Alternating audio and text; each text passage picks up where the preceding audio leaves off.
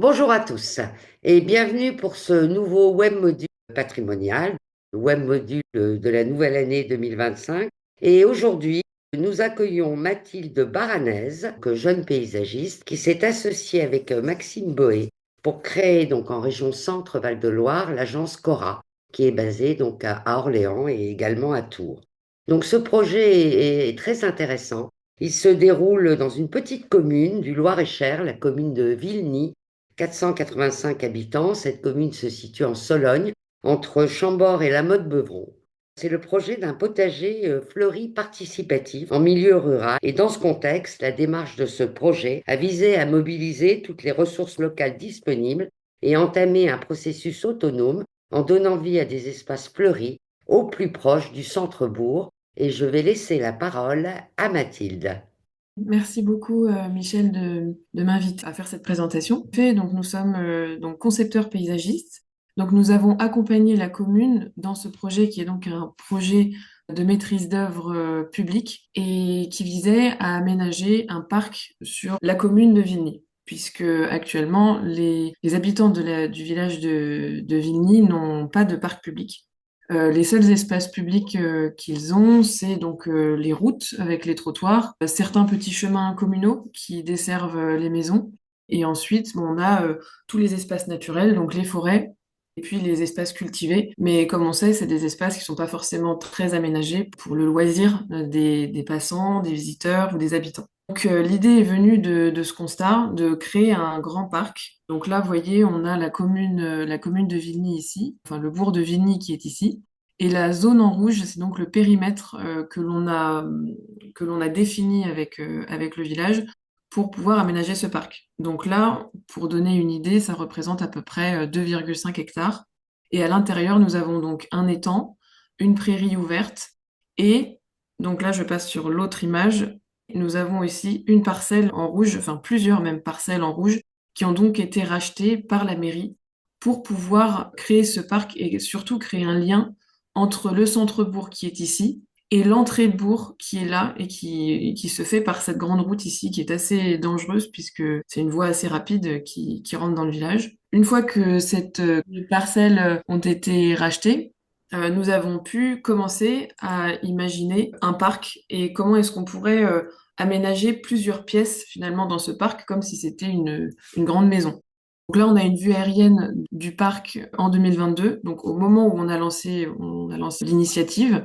Donc on voit bien ici cette parcelle qui était privée. On a ces haies qui caractérisent encore la limite cadastrale, juste ici, et qui se prolongent comme ça. Bon, ici, on a également une école qui est aussi un sujet pour connecter la vie finalement des enfants avec ce parc. Mais dans ce projet, je vais vraiment me concentrer sur le potager des vivaces qui a donc été installé sur cette zone ici. Alors, je reste un petit peu dans le contexte de Vigny pour vous parler de l'espace public, puisque ça va nous servir pour la suite. Donc, les espaces publics de Vigny, c'est des voiries qui sont très très larges. Parfois, on a des chaussées qui atteignent 12 mètres de large, ce qui est énorme, puisque normalement, une chaussée, pour que deux voitures se croisent, voire deux camions se croisent, on est plutôt autour de 8 mètres. 8 mètres, c'est quand même déjà assez généreux. Et donc, on a des trottoirs qui sont très étroits. Donc là, on le voit sur les images, des petits trottoirs qui correspondent à 1 mètre, voire 80 centimètres par endroit. Des trottoirs qui, par endroit, sont donc en stabilisé, et c'est semi-perméable, et donc on a l'apparition d'adventices régulièrement, donc c'est surtout au printemps, qui envahissent beaucoup les trottoirs. Ce qui conduit à goudronner les trottoirs ici. Donc on n'a pas du tout la même esthétique. On voit bien que sur ces trottoirs-là, on a une esthétique un peu plus végétalisée. L'aspect adventice est quand même un petit peu gênant. Et ensuite, une fois qu'on a bétonné, les gens viennent mettre des pots sur le béton. Donc c'est quand même un petit peu dommage. Donc là, on a donc nos 7 lieux dans ce grand parc. On crée un jardin pour les écoliers, qui est donc ici. La haute cour, donc là, on est vraiment sur un point haut, hein. Donc c'est pour ça qu'on l'a appelé la haute cour, parce que c'est un espace où on a certaines perspectives sur le contrebas, avec notamment l'étang et puis la forêt sur le bas. Les vergers, donc on en a un ici, qui est implanté ici, et un autre là. Là, on a essentiellement des pommiers, des poiriers, des cerisiers. Et là, on a des variétés un petit peu plus exceptionnelles, comme le plaque minier. On a un noyer aussi, amandier, voilà, des espèces un petit peu plus spécifiques. Ensuite, notre fameux potager des Vivaces qui est implanté là. Donc lui, c'est vraiment une pièce, vraiment un nœud dans le parc parce que c'est vraiment la transition entre le bourg, le centre-bourg qui est ici, et le reste du parc. Donc c'est une entrée, en même temps une sortie, c'est une pièce, c'est vraiment un module très important. Donc il fallait que ce soit un petit peu spectaculaire, en même temps que ça fasse ralentir les gens, qu'on prenne le temps aussi de profiter de ce point haut pour regarder en contrebas. Donc voilà toute l'importance de cette pièce que je vous présente aujourd'hui. La plaine, donc, qui est accrochée ici et qu'on perçoit depuis le potager, qui est un espace ouvert qui permet de recevoir des festivités, voilà, un espace un peu plus collectif. Le jardin d'ombre, qui se situe là, à côté de la station d'épuration qu'on essaie d'intégrer en ce moment même, puisque là, en ce moment, on travaille là-dessus, avec le jardin d'ombre et connecté aussi à l'étang. Et ensuite l'étang, donc, qui est essentiellement utilisé pour la pêche. Voilà. Voilà, donc là, je vous fais un petit zoom sur l'état des lieux ici de cette parcelle du potager des Vivaces avant qu'on commence à le réaliser. Donc on voit bien là, ici, cette accroche. Donc les gens rentrent par là, en fait, et l'entrée du parc est ici. Et on arrive tout de suite sur le potager des Vivaces qui descend ensuite par le verger pour accéder à l'étang.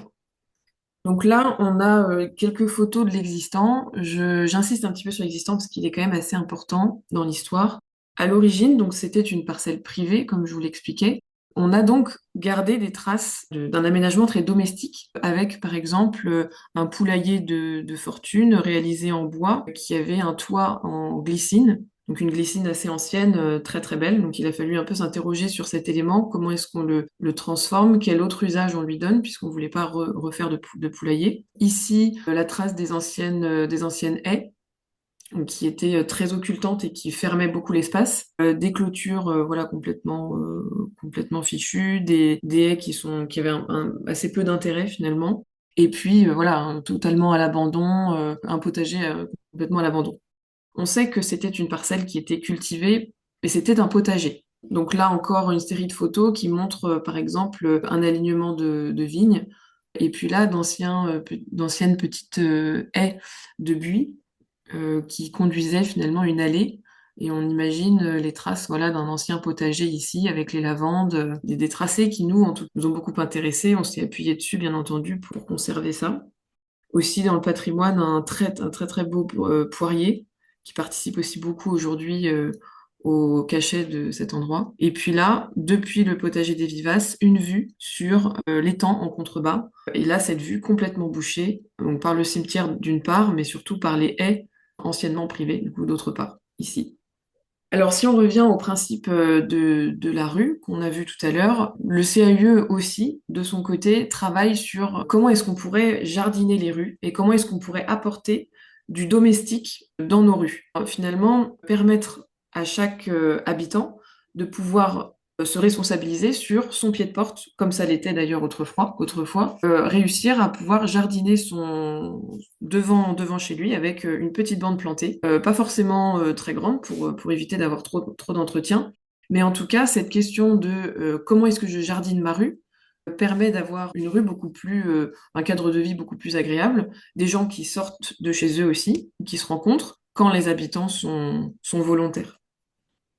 À Vigny, comme je vous le disais, on voit bien ces gens qui mettent souvent des pots sur les trottoirs. On sent qu'il y a une volonté de végétaliser et d'entretenir.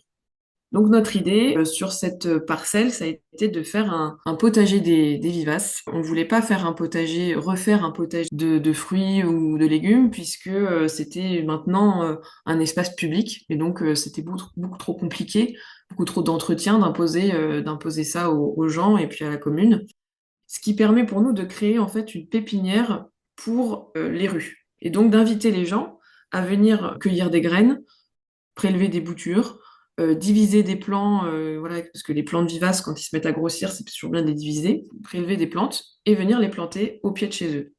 Et comme ça, ils peuvent aussi choisir quelles plantes sont au pied de chez eux, et nous, en tant que paysagistes, on leur impose rien. Par contre, on contrôle que le jardin est bien respecté. Il faut toujours que les rangs soient bien respectés. Donc là, le principe, c'est des rangs comme dans un potager, des rangs de vivaces, avec au bout un pieu en bois qui fait à peu près 50 centimètres, sur lequel on a posé une petite plaque avec le nom de la plante, le nom scientifique, et le nom vernaculaire aussi. Donc le principe technique, c'est qu'on a voilà des rangées avec des plantes, enfin un alignement de plantes espacées. Alors là, en fonction de la taille de la plante, ça peut être le même espace si on a une sauge ou si on a un érigéron, par exemple. Vous avez planté sur but. Oui, on a planté sur but. On a essayé. Aujourd'hui, avec le recul, puisque c'est un jardin qui a été réalisé en 2023, enfin sur 2023-2024, aujourd'hui, ce principe, on se rend compte qu'il n'était pas forcément utile. On pouvait ne pas forcément le faire sur but. On s'est dit que pour les gens, comme c'est du public, il fallait que ce soit pratique d'entretien pour les gens. Et on se disait que si c'était sur but, ça allait être plus pratique parce que nous, on l'a testé de notre côté. Mais en fait, à l'usage, on se rend compte que la butte, bah, finalement, elle s'efface un petit peu. Ce qui est important, c'est d'avoir donc ces 30 centimètres et 40 centimètres pour la plante, de sorte à ce qu'on ait un petit passe-pied entre les rangs. La palette végétale du jardin qui s'invite dans la rue. Notre objectif, c'est que nous, on adore les adventices, mais c'est vrai que le pissenlit ou la pâquerette, bon, ça peut être un petit peu, c'est pas forcément, enfin, on a envie que ce soit accompagné par des choses un petit peu plus structurantes dans la rue. On voulait compléter cette palette de rue par une palette du jardin, mais qui résiste à l'espace public. Donc au piétinement, voilà, on peut avoir un vélo qui va dedans, on peut marcher dessus, voilà, ça peut être exposé aussi à la chaleur, beaucoup de contraintes. Par exemple, pour les rues qui sont plutôt à l'ombre, on a une palette dans le potager qui pourrait permettre d'habiller des rues plutôt à l'ombre, du gypsophile, la dégraminée qui supporte plutôt bien la chaleur, les échinacées. Ensuite, l'objectif, c'est que les habitants, en cultivant, expérimentent. C'est-à-dire, bon, bah, j'ai prélevé ces plantes, je vais essayer de la mettre devant chez moi parce qu'elle me plaît, mais bon, bah, ça n'a pas pris, tant pis, je vais pas réutiliser cette plante et puis je vais en mettre une autre. Et voilà, l'objectif, c'est vraiment que les gens aussi se responsabilisent sur comment est-ce que je fais pour rendre pour rendre l'espace public que j'habite agréable pour tous les habitants. Donc on est vraiment dans une démarche collective. Ensuite, des plantes qui s'apparentent un petit peu plus au jardin des simples, avec la bourrache, la tanésie, la molène, la sauge. Évidemment, en fait, l'objectif, c'est de revenir aussi à des plantes simples à cultiver, qui demandent pas trop d'entretien, parce que aujourd'hui, moi, je vois aussi avec des gens qui me disent, ouais, mais nous, on a des plantes qui sont très, très compliquées d'entretien. Il faut les couvrir en été, enfin, il faut les couvrir en hiver. En été, il faut pas que le soleil brûle trop. Il faut les arroser régulièrement, mais en même temps, il faut pas que ce soit trop humide. Donc, voilà, des conditions d'entretien qui sont souvent très compliquées. Nous, on propose de revenir aussi à une palette beaucoup plus simple, qui demande beaucoup moins d'entretien. Ce projet a été aménagé entièrement par des bénévoles, des habitants bénévoles. Comment ça s'est passé en fait? Il y a eu un appel, il y a eu... Alors, au départ, en fait, Vilny, l'avantage, c'est que bon, tout le monde se connaît, c'est un petit village, et on a dans ce petit village voilà, des groupes de personnes. L'info circule très vite, et nous, on a proposé au maire en lui disant, voilà, bon, on n'a pas énormément d'argent pour aménager ce parc, on est dans une petite commune qui n'a pas beaucoup d'argent, donc l'objectif, c'était de créer un jardin à moindre coût. On a dit au maire, bah, comment est-ce qu'on fait pour planter? Est-ce que pour vous, c'est envisageable de demander aux habitants, enfin de faire un groupe avec tous les bénévoles, enfin tous ceux qui veulent sont les bienvenus, pour venir planter le potager des vivaces? C'est fait par cycle de saison et on a mis des affiches en fait tout simplement dans le village en disant voilà, vous êtes invités telle date le matin à venir planter pour créer le futur potager des vivaces de... Et la première fois voilà, les gens sont venus un petit peu en observation, bon, qu'est-ce que c'est, est-ce que c'est sérieux, est-ce que c'est bon. Puis au fur et à mesure, une équipe s'est montée. Et puis après, bon, régulièrement, c'est vrai que on a souvent un petit peu les mêmes personnes qui reviennent, mais on a, voilà, quand c'était le samedi, on avait des enfants qui venaient planter, vraiment des personnes très volontaires qui veulent aider. Donc c'était vraiment génial. Et donc tous ces gens, pour nous, c'était aussi une façon qu'ils puissent s'approprier les lieux. On a par exemple une jeune femme qui cultive les simples, qui s'appelle les simples de Sologne, qui cultive des plantes pour faire des infusions. Et donc elle a besoin de pouvoir récolter du romarin, de la sauge, toutes ces simples finalement pour faire ces infusions. Et donc elle était très intéressée de venir nous aider parce qu'elle y trouve aussi son intérêt de venir récolter pour sa production. On a des profils très différents qui sont venus prêter main forte pour la réalisation de ce jardin. Et à la fin, on sent que c'est fait de façon très sérieuse et comme si c'était une entreprise, quoi. C'était vraiment très très bien fait. Là, on le voit, les rangs sont très propres, les gens, et puis bon, ça se passe dans la bonne humeur, on est tous super contents d'être tous ensemble. L'entretien sont les bénévoles aussi? Alors l'entretien après, là justement, c'est ce qu'on commence à expérimenter puisque le jardin est terminé. Les gens se sont appropriés les lieux, mais au départ, beaucoup nous disaient, nous, on n'ose pas venir tout seul parce qu'on a peur de passer pour des voleurs ou de donner l'impression qu'il y a du vandalisme sur le jardin. Très compliqué mais là, c'est ancré dans la mentalité de tous, c'est que pelouse interdite. À force d'avoir ces messages, les gens se sont mis en tête que s'ils le touchaient autrement qu'avec les yeux, bah, c'était du vandalisme et ils étaient en faute finalement. Donc il faut changer de paradigme là-dessus, en tout cas sur ce jardin, c'est l'objectif. Et donc ça, c'était pas facile. Voilà, par exemple, la jeune femme des Saintes de Sologne, bon, elle s'est complètement approprié les lieux, elle vient jardiner régulièrement, désherber, parce qu'il y a pas que les vivaces, après il faut aussi quand même désherber, mettre le paillage, enfin, surveiller, arroser quand il fait très chaud. C'est une fois que le potager est terminé. Vous voyez, les gens viennent désherber, viennent arroser. C'est en passant. Limite, il y a des gens aussi, quand ils passent dans cette allée, ils disent, tiens, une mauvaise herbe, hop, j'arrache. Parce qu'ils savent que ça, c'est un peu chez eux. Première année. Alors là, je vais vous montrer plusieurs images du potager qui vont défiler et qui sont à des saisons différentes. Donc là, on était donc printemps 24. Le printemps, c'est vraiment une période où le jardin commence à gonfler, entre guillemets. Donc, les plantes s'étoffent et les rangs commencent à se dissimuler un petit peu. Là, par exemple, vous voyez, on avait un rang de lupin et un rang de pavot de Californie. Hop, ces deux rangs commencent à se toucher et on devine les rangs par la couleur, mais plus par le tracé qui est au sol, par ces fameuses petites buttes qu'on avait faites. Là, pareil, des endroits où la lavande vient rencontrer un rang, et donc le rang, hop, il va se déformer un petit peu, et donc on arrive dans quelque chose de très jardiné, qui est vraiment très beau. En hiver, vous voyez, on est beaucoup plus ramené à la structure du potager, enfin du vrai potager pour le coup de légumes, où bah, il n'y a plus les légumes puisqu'on est en hiver, et donc on retrouve ces tracés, ces lignes, avec ce potager qui est au repos, qui dort, puisque les vivaces ont ce principe-là de rester sous terre en hiver et de ressortir après à la belle saison. Et donc, en fait, c'est un jardin qui, au fil des saisons, va gonfler, dégonfler, avoir une apparence tout à fait différente, à la fois sur son architecture, son volume, mais aussi évidemment sur sa couleur, ses senteurs, les textures de feuillage, etc. On a voulu mettre une exposition dans tout le parc. Alors, c'est pas que le potager des vivaces, mais aussi dans le reste du parc, sur les interventions qui ont été faites. Ça, c'est aussi une démarche qui nous a permis de valoriser le travail qui a été fait par les bénévoles, puisque c'est des photos des chantiers, de l'existant, qui permettent aussi de se rappeler le chemin qu'on a fait à cet endroit. Que chaque pieu avec ces images ont été posées au point de vue où la photo a été prise. Donc la comparaison est assez flagrante. On voit l'émerveillement dans les yeux des gens qui ont réalisé le jardin et on trouve que c'est voilà, c'est important de garder cette exposition-là un certain temps. Voilà, donc là on est en hiver, on voit bien les rangs de romarins qui eux sont persistants et gardent la structure ici. Ensuite là, les Deschampsia qui eux bah, sont beaucoup plus petits en hiver puisqu'ils finissent par disparaître. Là, ils venaient aussi d'être plantés. Donc cette structure hivernale. Et ensuite, en été, donc là, c'était l'été 2023. C'était le premier été après les plantations.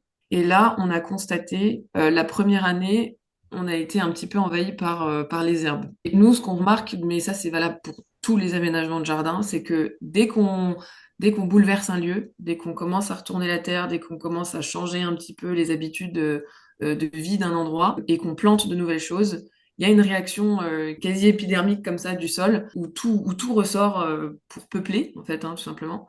Et donc, ces premières années-là, en gestion, vont être un petit peu fondamentales sur l'installation des plantations qu'on souhaite avoir. Donc là, la gestion, c'est de proposer de faire une sélection, de retirer ce qui nous plaît pas, de conserver ce qui nous plaît, mais comment est-ce que je l'intègre à ce que j'ai planté, etc. Là, on voit ici que c'était un petit peu, on a ces beaux alignements, mais dans le paillage, voilà, ça a été un peu, voilà, un moment où il fallait stabiliser un peu le potager.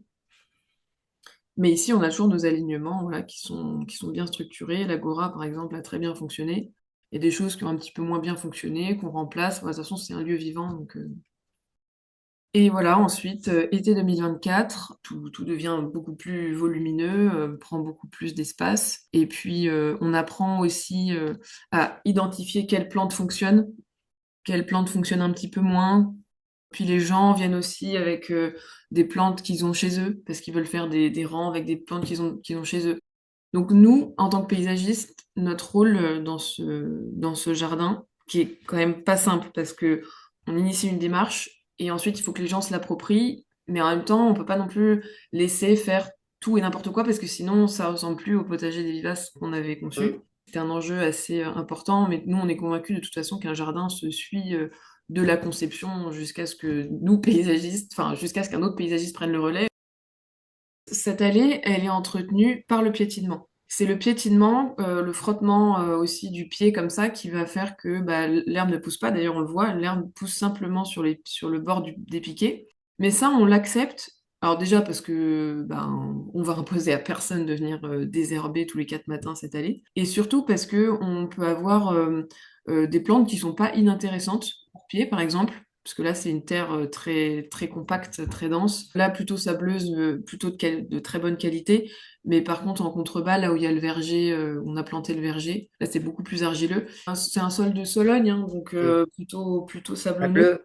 En contre-haut, une terre quand même assez noire, plutôt de très bonne qualité. Au niveau du verger, beaucoup plus argileux, qui retient beaucoup plus l'eau.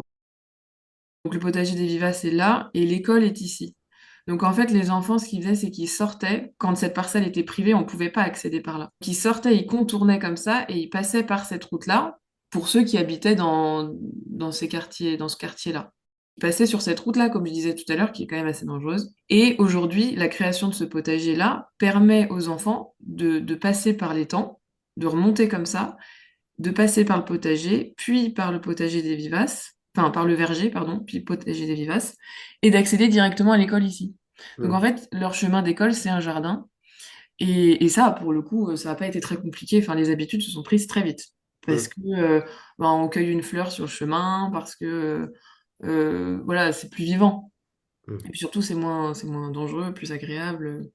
Voilà, c'est pas seulement un lieu où les gens cultivent, c'est aussi un lieu où on se promène, il y a un banc aussi, je vous ai pas parlé du poulailler, comment on a transformé ce poulailler en lieu de détente et de loisirs, mais il y a tout un dispositif autour de ce potager qui permet de rassembler les gens autrement qu'autour de cultiver. Il y a un espace où on peut installer un grand banquet, parce que notre objectif c'est d'avoir une grande table banquet où les gens peuvent se retrouver le week-end.